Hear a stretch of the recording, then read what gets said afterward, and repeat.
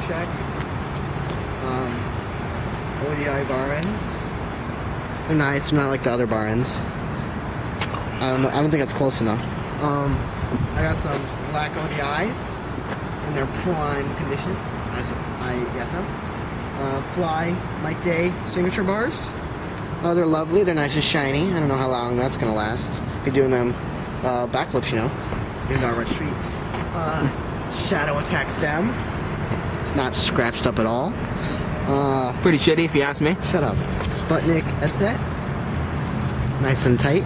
I actually have nitrous afterburner forks. They're used to be orange, now they're black, and they haven't broke, so everyone isn't changing yet. But yeah, dual SVS tire, 2.25. You know, they have so much tread as you can see. Then I got Salt Pro front wheel. It's I guess good. It's kind of slow. Then I got a ginormous kink peg. Pretty sure it's kink. Not even sure. Alright, into the middle for a seat. I have the amber fat seat. It's a beauty. It's like you're sitting on a couch. Then I got no idea what the clamp is. I have no idea. Then we got Aussie Twisted PCs pedals.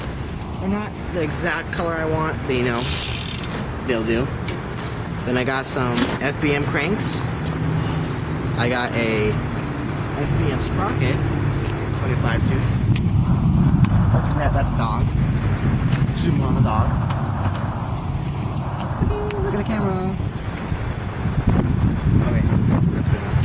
And we got KMC rusty chain, really tight.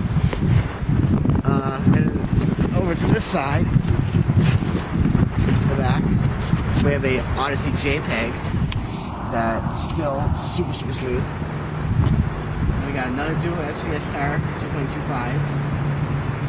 And then we got an Amber back wheel. They're a great company. Just check them out. It's nice and strong and cheap.